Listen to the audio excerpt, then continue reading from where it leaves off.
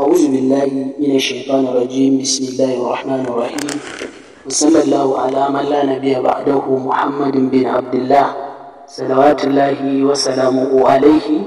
وعلى آله وصحبه ومن اهتدى بهداه واستنى بسنته إلى يوم الدين. وسبحانك اللهم لا علم لنا إلا ما علمتنا إنك أنت العليم الحكيم. رب اشرح لي صدري ويسر لي أمري واحلل عقدة من لساني يفقهوا قولي. وسبحانك اللهم لا علم لنا إلا ما علمتنا إنك أنت العليم الحكيم. وبعد السلام عليكم ورحمة الله تعالى وبركاته. wannan shine episode na 4 cikin jerin bayanai da muke gabatarwa wanda muka masa laƙani da majima gani sirri na siyasar duniya da kuma abubuwan da ta ƙunsa dangane da irin munakisa da kuma hanyoyin da aka bi wajen dakushe mu da kuma karya mana tattalin arziki da kuma zaruka ruga da aka yi a cikin tattalin arzikinmu. So mai magana shine Ismail Husaini Al-Faltawi, CEO Safara Hausa da kuma Edo Hausa. To alhamdulillah, kamar yadda na yi alkawari a wannan fitowar insha Allahu zan yi mana nuni akan matashiyar waɗansu mutane da aka yi mana asararsu masu matuƙar amfani a wannan ƙasa da kuma irin salo da aka bi wajen daƙile abubuwan da kuma irin taimakon da ƙasashe masu mummunar manufa a kanmu suka bayar da tallafawarsu da kuma abubuwan da har wa yau har gobe ake bibiyar mu da shi na shari da kuma zalunci da ake mana. So kamar yadda muka sani a baya mun yi bayani irin zaluncin da waɗannan bayan Allah suke yi da kuma irin zaluncin da suka yi a ƙasashe waɗanda ba namu ba da kuma irin zaluncin da suka yi a ƙasan Afirka akan wani shugaban ƙasa guda ɗaya wanda shine Muhammad Gaddafi. So da kuma irin tallafi da suke bayarwa ma 'yan ta'adda domin su rusa ƙasashen da ba nasu ba ko kuma ƙasashen da suke ganin za su iya kawo musu matsala dangane da abubuwan da suke faruwa. To alhamdulillah, dama kamar yadda nake faɗa a cikin kowane batuna, dukkanin wani matsala, sanin matsala yana ɗaya daga cikin kaso mafi girma na magance ita wannan matsala ɗin. Ma'ana duk lokacin da mutum ya san wata matsala yadda ta yi ta kunno kai ko kuma yadda take yi take ci gaba, to insha Allah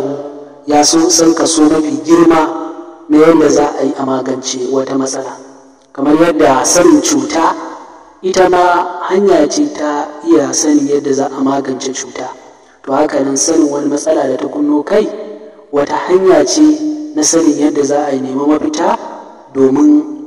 magance ita wannan cuta ɗin. To amma kuma kada mu ga akan cewa idan mun san wata cuta to muna da hanya ko kuma za mu iya sanin hanyar da za mu magance ta. Sanin cuta hanya ce ta magance cuta, amma mu sani ba ta magantuwa ko ba a samun sauƙi a kan wannan cutar sai da yardan Allah. Ma'ana dukkanin wani abin da za mu yi, addu'a ta zamto ita ce mafari kafin gabatar da wannan abin nan ɗin, sannan kuma addu'a ta biyo bayan wannan abin nan ɗin da za mu gabatar ɗin. So muna roƙon Allah ya taimake mu akan wannan abubuwan da muke yi, ya zamto da tsarkin zuciya ne kuma da soyayyen ƙasar mu muke yi. Allah kuma ya kauda mu akan dukkanin wani azzalumin da zai shigo ya mana yankan baya ko kuma waɗanda za su zo domin haɗa hannu da mu a cutar da wasu. Allah dukkanin abin da yake na alkhairi Allah ka sada mu da shi, Allah dukkanin abin da yake shari Allah ka kiyaye mu da shi. So kamar da yadda muka yi bayani, su waɗannan mutanen masu ƙoƙarin sai sun mulki duniya suna da wasu salo na ganin cewa dukkanin wata kafa ta samun damar mulki to za su bi wannan kafa ko mai kyau ce ko kuma mara kyau. So sun yi wannan amfani da wannan daman tun a rabon Berlin wanda suka kakkasa Afirka ba tare da sanin mutanen Afirka ba, suka kakkasa ta zuwa yadda suke so. Sannan kuma suka ƙirƙiri wasu yankuna wanda za su dinga zuwa su da kansu suna sata ma'adanan yankunan wannan damar ne suka yi yadda suka kitsa munafurci da kuma zalunci ta yadda suke ganin dole sai sun ƙirƙiro wata dokoki wanda za su dinga sakawa wanda zai yi tsauri ma wa'annan ƙasashen da suke son zuwa ɗin da kuma irin abubuwan da suke ganin ya dace da hoton ko manufan mutanen cikin wannan ƙasan domin su saci abubuwan da yake cikinta. Kamar misali, idan sun ga ƙasashe sun dogara ne akan abin da ya shafi addini, so za su yi iya ƙoƙarinsu wajen sai sun ga sun fito da wasu 'yan ta'adda waɗanda za su dinga ikirari da sunan addini ko kuma su kafa cibiyar bincike wanda za ta dinga a matakin tana aiki ne a matsayin 'yan ƙasa ko kuma kare haƙƙin ƙasa, kamar irin su CIA wadda take Amerika da kuma irin ƙungiya da take ƙungiyar RAW wanda take India. So a zahiri za ka ga kamar wasu ne waɗanda suke ƙoƙarin tallafawa ƙasa, amma kuma a baɗinance hukuma ce wacce take aiki wa waɗannan azzaluman mutane. To kamar dai yadda aka sani sun yi iyayen ƙoƙarinsu wajen su ga sun samar da irin waɗannan abubuwan ta hanyar haɗa hannu da shugabanninmu, sai kuma suka ga wannan abin nan ɗin ba zai ci musu ba, shi ne suka fito da wata hanya wadda suke ganin kamar ita ce wadda za ta zama musu hanyar samun wannan dama ɗin, shi ne sai suka zo da kisa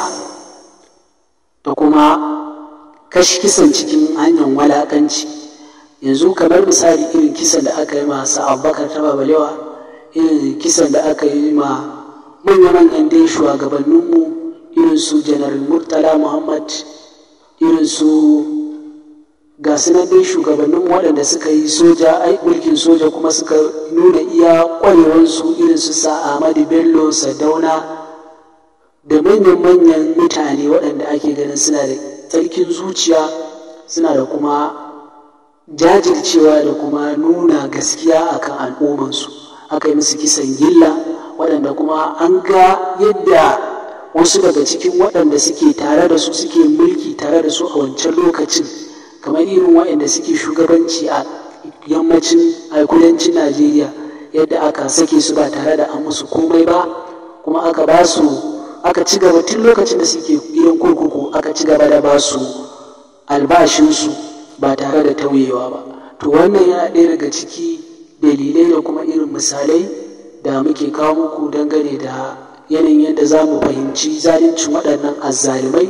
da kuma irin abubuwan da suke gabatarwa na ta'addanci, kamar abubuwan da a yanzu yake faruwa a garin Gaza, wadda daga baya da suka ga abubuwan an fahimci me suke nufi da kuma irin abubuwan da suke ganin duniya ta sa su a gaba tana kuma gane gaskiyan al'amari, sai suka sauya abin zuwa ga wani abu na daban, wanda kuma a zahirin gaskiya ga abin da suke nufi nan mulkin duniya suke so, sannan kuma suna so duniya ne ta zamto a ƙarƙashinsu. Insha Allah a nan da mu tsaya, kuma a nan gaba insha Allah bayanin da za mu zo da shi zai shafi tarihohi ne na nahiyoyi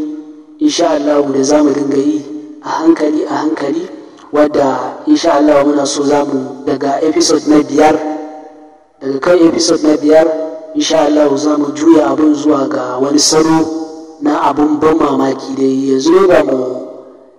yanke irin salon da za mu zo da shi ba, amma insha Allah a cikin episode na 5 za mu bayyana kalan salon da za mu taho da shi, wanda na tabbata zai ƙayatar, sannan kuma mutane da dama za su amfana da irin wannan salo ɗin da za mu zo da shi, domin zai ilmantar, zai nishadantar, kuma mutane za su samu basira da wayewa dangane da siyasar duniya, sannan kuma su san menene ciwon kansu, me ya kamata su yi, su daina damun kansu da irin waɗannan kallace-kallacen bidiyoyin turawa waɗanda suke sawa 'yan ƙasanku suke zuwa suke ɓata muku al'adu, da kuma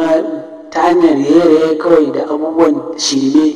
da kuma hanyoyin da suke bi na zalunci, wanda insha Allah za mu yi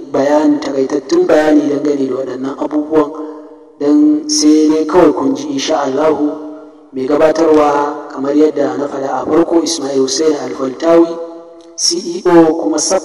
kuma founder na Safar Hausa da kuma Edo Hausa nake cewa da mu huta lafiya. Wassalamu alaikum.